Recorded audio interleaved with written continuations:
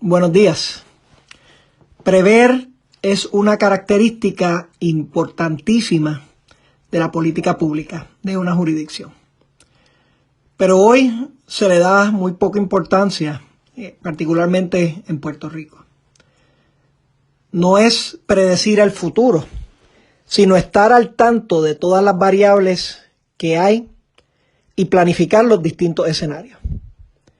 Esta capacidad ya se está utilizando en varios países y no debe ser sorpresa que ha sido de gran beneficio para ellos.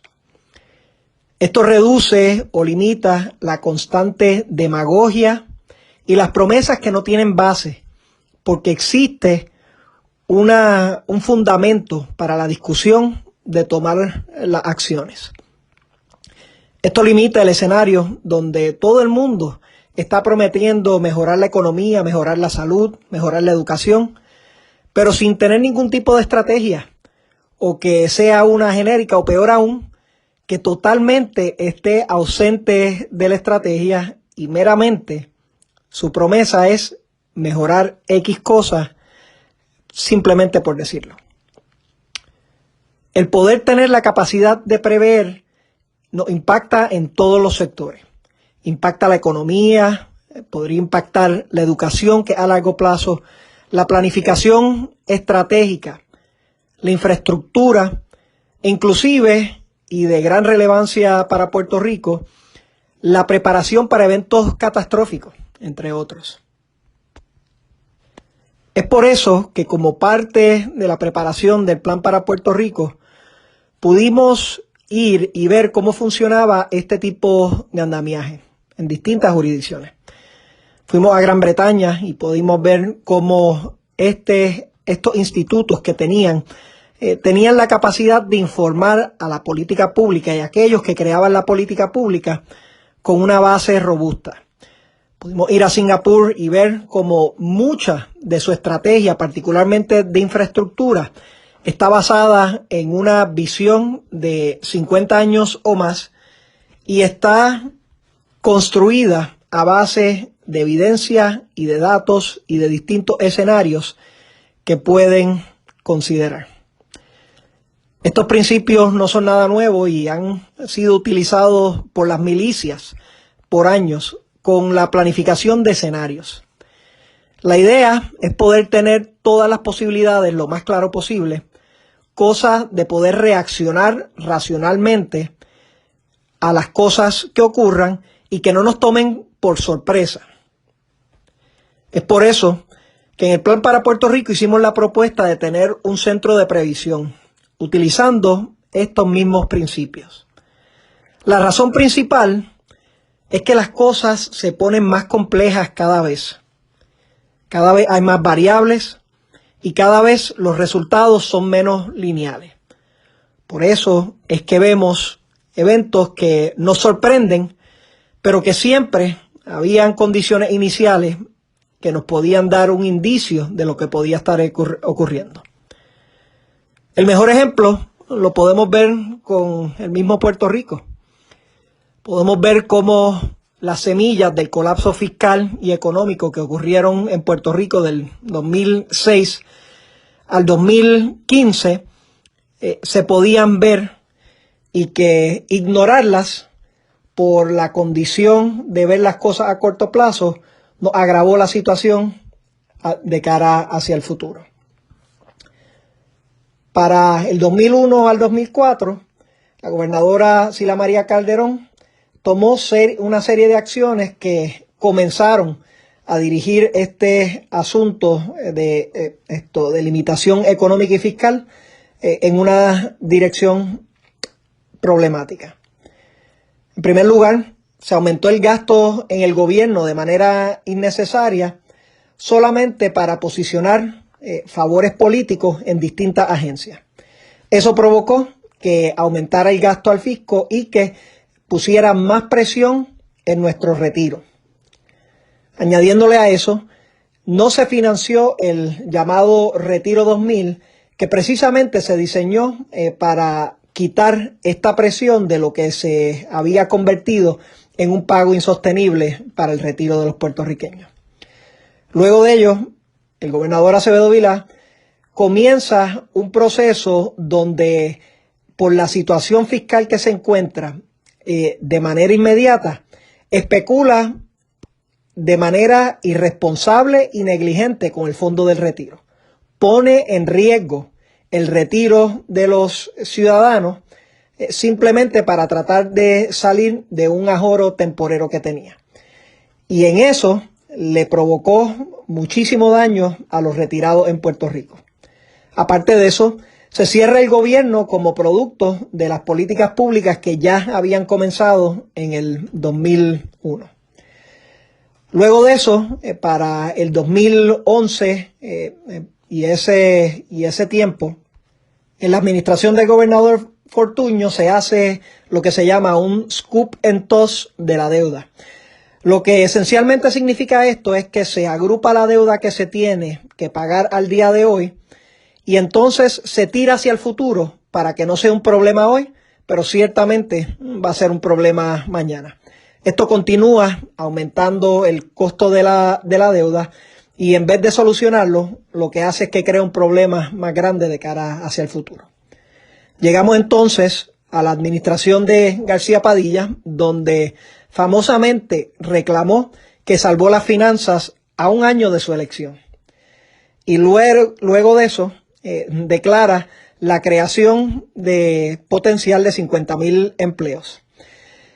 Estos dos elementos quedan cristalizados en su administración solamente para que meses y años después, dentro de su propia administración, veamos el colapso total del sistema fiscal, donde no se paga la deuda, se pierde toda la credibilidad y lejos de ganar 50,000 empleos, se pierden decenas de miles de empleos en su administración.